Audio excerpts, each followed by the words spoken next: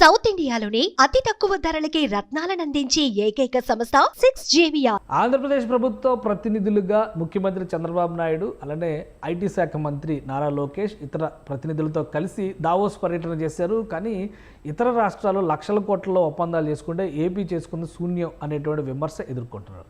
1995 నుంచి దావోస్ వెళ్ళి darling of Davos అని పిలిపించుకుంటున్నటువంటి చంద్రబాబు నాయుడు ఎందుకు ఇలాంటి పని చేశారు అనేటువంటి సందేహం ఎవరికైనా వస్తుంది. కానీ చంద్రబాబు నాయుడు పక్కా ప్రణాళికతోనే ఈ అంశాన్ని ఆయన ఈ అమలులో చేసినట్టుగా అర్థమవుతుంది. ఎందుకంటే ఆయన చెప్పినటువంటి మాటలు అలానే లోకేష్ చేసినటువంటి కొన్ని ట్వీట్లు డీకోడ్ చేస్తే ఆంధ్రప్రదేశ్కి పారిశ్రామికవేత్తల్ని స్వయంగా వీరిద్దరూ అక్కడికి వెళ్ళి ఆహ్వానించినట్లుగా సమాచారం అవుతుంది. అలానే అధికారులకి ఇప్పటికే ఒక క్లారిటీ ఇచ్చారు. రాబోయేటువంటి అతి సమీప సమయంలోనే ప్రఖ్యాత కంపెనీలకు చెందినటువంటి సీఈఓలు ప్రెసిడెంట్లు ఆంధ్రప్రదేశ్ని సందర్శించబోతున్నారు. వారి అవసరాలకు తగ్గట్టుగా కావాల్సిన ప్రణాళికను సిద్ధం చేయడం, వారి ప్రాజెక్టులు ఆంధ్రప్రదేశ్కి ఏ విధంగా అయినా ల్యాండ్ అయ్యే విధంగా చూడడం ఒక ప్రథమమైనటువంటి టాస్క్గా ఏపీ సీఎం చెప్పినట్టుగా తెలుస్తుంది. ఇదే క్రమంలో నారా లోకేష్ చేసినటువంటి ఒక ట్వీట్ చూస్తే ఆంధ్రప్రదేశ్ రాజధాని అమరావతిలో అతి భారీ విమానాశ్రయం, అంతర్జాతీయ స్థాయి విమానాశ్రయం, అది కూడా దుబాయ్ తరహా విమానాశ్రయం రాబోతున్న సంకేతాలు స్పష్టంగా కనిపిస్తున్నాయి. ఎందుకంటే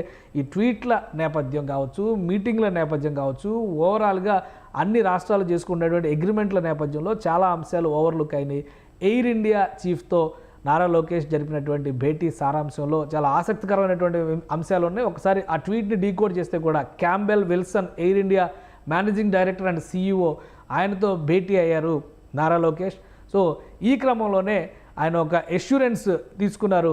ఆంధ్రప్రదేశ్లో ఏవియేషన్ రంగానికి సంబంధించి ప్రధానంగా ఎంఆర్ఓ దీనికి సంబంధించినటువంటి బిల్డింగ్ యూనిట్ రావాలంటే maintenance, repair and overhaul MRO హబ్ని విశాఖపట్నం ఎయిర్పోర్ట్లో పెట్టాలనేటువంటి విజ్ఞప్తిని ఏపీ తరపున నారా లోకేష్ క్యాంబెల్ విల్సన్కి చేశారు. ఇక్కడ మరొక అంశం, రెండవ అంశం అండర్లైన్ చేసుకోవాల్సినటువంటి రెండవ అంశం, I shared our ambitious vision to develop an international airport spanning 3,000 to 5,000 acres similar to Dubai within the CRDA jurisdiction.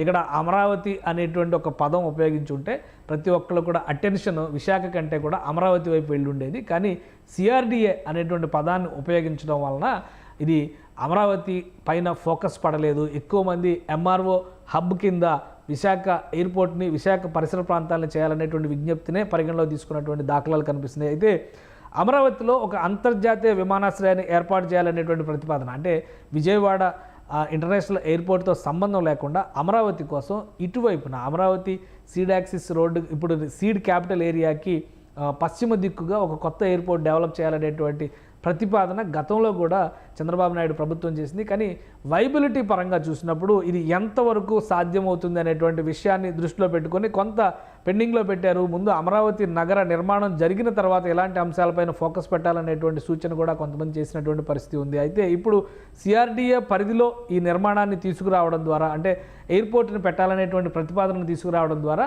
మరొకసారి అమరావతికి ఇంటర్నేషనల్ ఎయిర్పోర్ట్ అనేటువంటి అంశం వెనకబడలేదు, దాన్ని పక్కన పెట్టేయలేదు, లేదా ఆ అంశాన్ని ప్రభుత్వం పట్టించుకోవడం లేదు అనేటువంటి వాదనకు ఒక సమాధానం ఇచ్చినట్టుగా మనం పరిగణించాల్సి ఉంటుంది. ఇక ఇంటర్నేషనల్ ఎయిర్పోర్ట్కి సంబంధించి 3,000 to 5,000 acres, 3,000 నుంచి 5,000 ఎకరాల భూమిలో సువిశాలమైనటువంటి ఎయిర్పోర్టు, దుబాయ్ తరహా ఎయిర్పోర్ట్ని ఏర్పాటు చేయాలనేటువంటి ప్రతిపాదనని, అంటే దుబాయ్ ఎయిర్పోర్ట్కి ఉండేటువంటి స్పెషలైజేషన్స్ ఏంటంటే అది ఒక సపరేట్ ఎస్ఈజెడ్ లాగా ఉండేటువంటి పరిస్థితి ఉంటుంది. అక్కడ షాపింగ్ మాల్స్ కానీ, షాపింగ్ ఏరియా కానీ, రిక్రియేషన్ జోన్ కానీ, అదొక పెద్ద ఎయిర్పోర్ట్తో పాటు ఈ రిక్రియేషన్ జోన్గా కూడా దాన్ని పరిగణిస్తారు. అటువంటి ఎయిర్పోర్ట్ని అక్కడ అమరావతి ప్రాంతంలో ఏర్పాటు చేయాలనేటువంటి ప్రతిపాదనని నారా లోకేష్ చేశారు. అలానే ఇది పెద్ద అంటే ఇది అత్యాశ అనుకోవడానికి అవకాశం లేదు. ఎందుకంటే గత కొంతకాలంలో చూస్తే కనుక ఆంధ్రప్రదేశ్కి ఎయిర్ ట్రాఫిక్ దాదాపుగా ఏడాదికి 52 లక్షల మంది ఆంధ్రప్రదేశ్లో ప్రయాణం చేస్తున్నటువంటి పరిస్థితి ఉంది. ప్రస్తుతం ఆంధ్రప్రదేశ్లో ఉన్నటువంటి 7 ఎయిర్పోర్ట్లకు తోడు మరికొన్ని ఎయిర్పోర్ట్లు విస్తరించేటువంటి ప్రయత్నాలు జరుగుతున్న నేపథ్యంలో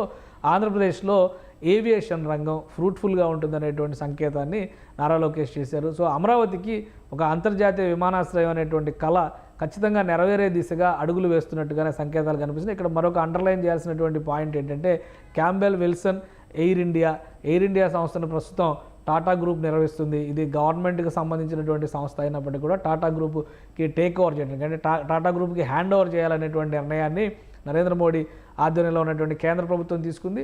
సో ఆపరేషన్స్ మొత్తం కూడా టాటా గ్రూప్ చేతిలోనే. టాటా గ్రూప్కి ఆంధ్రప్రదేశ్ ప్రభుత్వానికి సత్సంబంధాలు ఉన్నటువంటి మాట ఎవరు కొట్టిపడేయలేనటువంటి అంశం. అలానే టీసీఎల్ లాంటి సంస్థ ప్రభుత్వం మారిన వెంటనే పెద్ద ఎత్తున టీసీఎల్ సంస్థ 40,000 ఉద్యోగాలు ఇచ్చే విధంగా ఒక ప్రణాళికతో ముందుకు రావడం, అలానే 20,000 ఉద్యోగాలు ఇచ్చే విధంగా ఒక ప్రణాళికతో ముందుకు రావడం.